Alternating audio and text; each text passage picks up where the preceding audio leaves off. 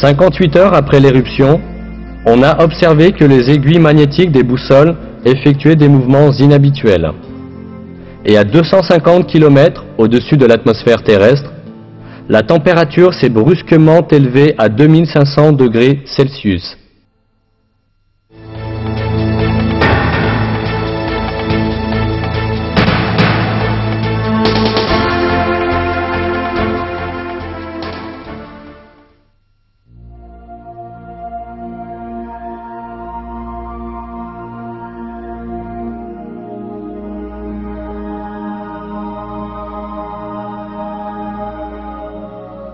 Le 11e verset de la sourate At-Tariq, dans le Coran, fait référence à la fonction de retour cyclique du ciel, par le ciel doté de retour.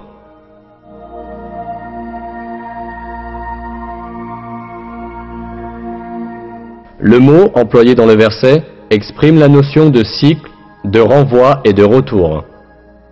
Comme on le sait, l'atmosphère qui entoure la Terre est constituée de nombreuses couches.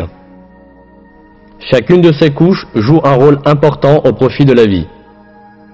La recherche a révélé que ces couches ont pour fonction de renvoyer dans l'espace, ou vers la Terre, les matériaux ou les rayons auxquels ils sont exposés.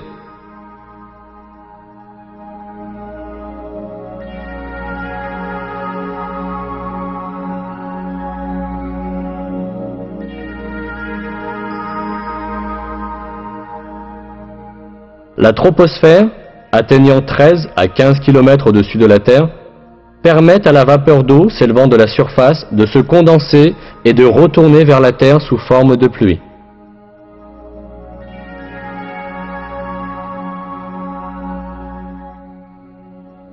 La couche d'ozone, à une altitude de 25 km, reflète le rayonnement nuisible et la lumière ultraviolette venant de l'espace, et les renvoie dans l'espace.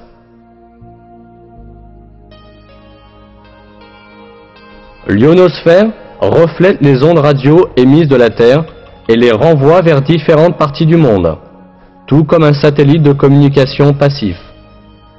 C'est ce qui permet la communication sans fil et l'émission radiophonique et télévisée sur de longues distances. L'affirmation par le Coran de cette propriété des couches du ciel, que la science n'a pu découvrir que récemment, prouve une fois encore que le Coran est la parole de Dieu.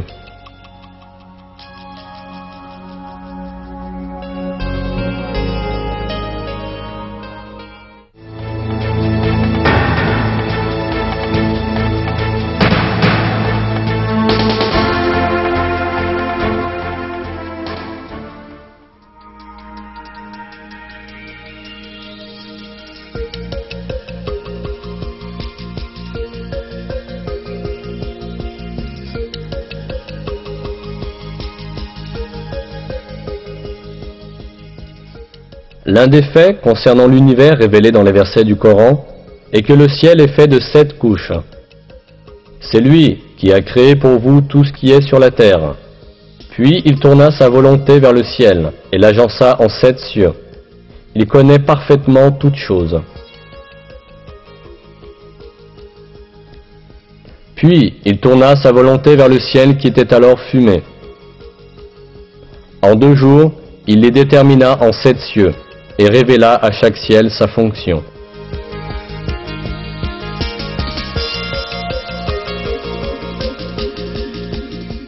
Le mot cieux, qui apparaît dans de nombreux versets du Coran, est employé pour désigner le ciel de la terre ainsi que l'univers tout entier. Étant donné ce sens du mot, on voit que le ciel de la terre, ou l'atmosphère, est constitué de 7 couches. En effet, on sait aujourd'hui que l'atmosphère terrestre est constituée de différentes couches superposées. De plus, ces couches sont précisément au nombre de 7, comme le décrit le Coran. Dans une source scientifique, ce sujet est expliqué en ces termes. Les scientifiques ont découvert que l'atmosphère est constituée de 7 couches.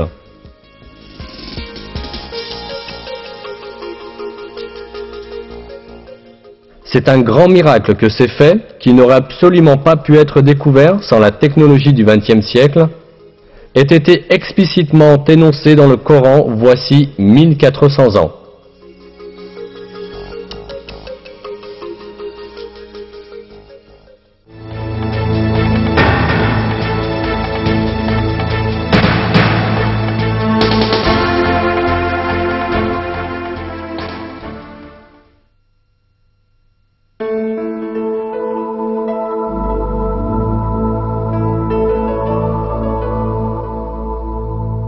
le Coran attire l'attention sur une fonction géologique capitale des montagnes.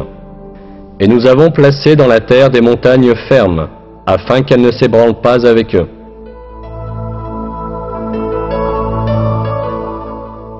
Nous voyons que ce verset affirme que les montagnes ont pour fonction d'empêcher les chocs sur la terre. Ce fait n'était connu de personne à l'époque où le Coran a été révélé. En réalité, on s'en est aperçu tout récemment, à la suite des découvertes de la géologie moderne. Selon ces découvertes, les montagnes apparaissent à la suite des mouvements et des collisions d'immenses plaques qui forment l'écorce terrestre. Quand deux plaques entrent en collision, la plus solide glisse sous l'autre. Celle du dessus se plisse et forme des hauteurs et des montagnes.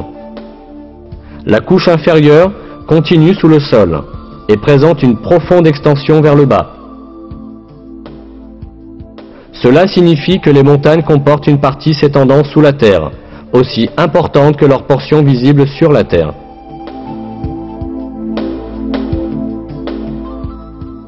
Dans un texte scientifique, la structure des montagnes est décrite comme suit. Là où les continents sont les plus épais, comme dans les chaînes montagneuses, l'écorce s'enfonce plus profondément dans le manteau. Dans un verset, ce rôle des montagnes est indiqué à travers une comparaison à des piquets. N'avons-nous pas placé la terre comme un lit et les montagnes comme des piquets?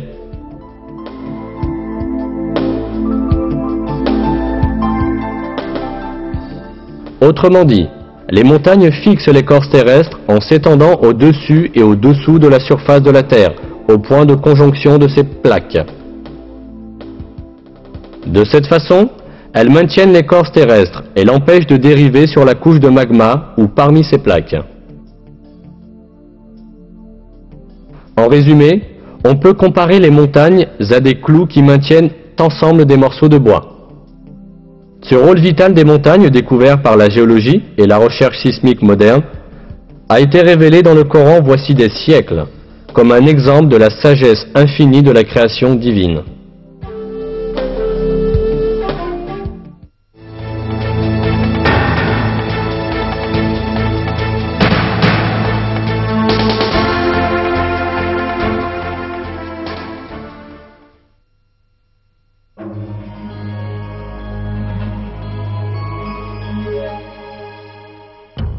Dans un verset, nous apprenons que les montagnes ne sont pas immobiles comme elles semblent l'être, mais sont constamment en mouvement.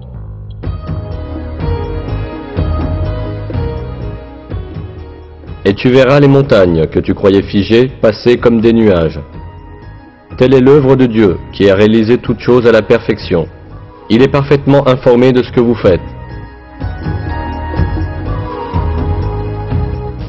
Ce déplacement des montagnes est causé par le mouvement de l'écorce terrestre sur laquelle elles sont situées.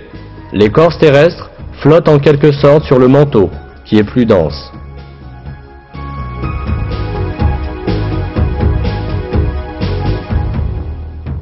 C'est au début du XXe siècle que pour la première fois, un savant allemand du nom d'Alfred Wegener a avancé l'hypothèse que les continents de la Terre avaient formé un seul bloc dans les phases initiales du monde, puis avaient dérivé dans différentes directions et s'étaient ainsi séparés en s'écartant les uns des autres.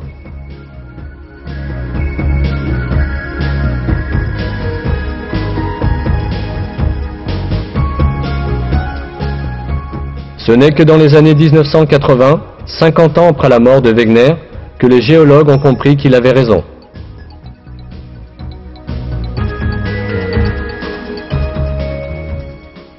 Découvert grâce aux recherches géologiques effectuées au début du XXe siècle, ce mouvement de l'écorce terrestre est expliqué par les scientifiques comme suit.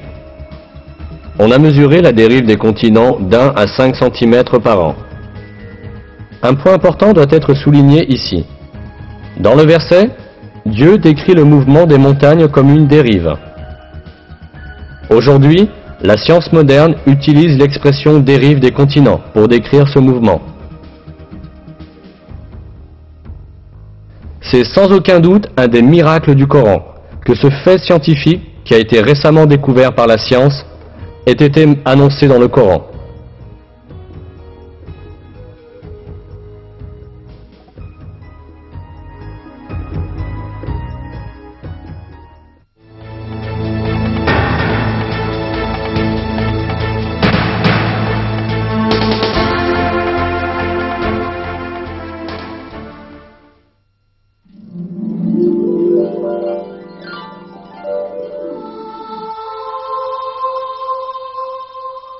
Le fer est un des éléments soulignés dans le Coran. Dans la sourate Al-Hadid, c'est-à-dire le fer, nous apprenons: Et nous avons fait descendre le fer, dans lequel se trouve une force redoutable, et des avantages pour les hommes. On pourrait comprendre l'emploi du mot « fait descendre » à propos du fer dans un sens métaphorique, c'est-à-dire qu'il a été mis au service des hommes. Mais si nous prenons en compte le sens littéral du mot, celui de faire descendre physiquement du ciel, nous nous apercevons que ce verset implique un miracle scientifique très significatif. En effet, les découvertes astronomiques modernes ont révélé que le fer qui se trouve dans notre monde provient des étoiles géantes des confins de l'espace. Les métaux lourds de l'univers sont produits par le noyau des grandes étoiles. Notre système solaire, lui, n'a pas la structure nécessaire pour produire le fer à lui tout seul. Le fer ne peut être produit que dans des étoiles beaucoup plus grandes que le Soleil, où la température atteint plusieurs centaines de millions de degrés. Quand la quantité de fer dans une étoile dépasse un certain niveau, l'étoile ne peut plus le supporter et finit par exploser en ce qu'on appelle une nova ou une supernova.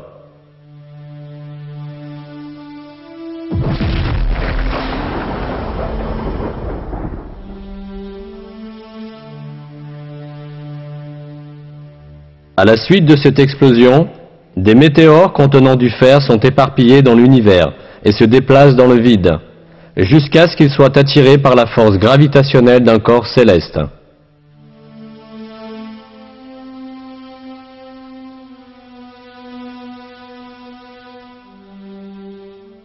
Tout cela montre que le métal ferreux ne s'est pas formé sur la Terre, mais a été transporté dans l'espace par des météores depuis des étoiles en explosion, et est ainsi descendu sur la Terre exactement comme l'affirme le verset.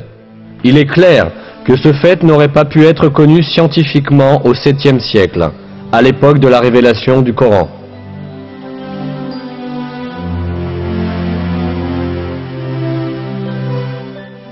Et nous avons fait descendre le fer, dans lequel se trouve une force redoutable et des avantages pour les hommes. De plus, le 25e verset de la sourate Al-Hadid, qui mentionne le fer, comporte deux codes mathématiques intéressants. La sourate Al-Hadid est la 57e sourate du Coran.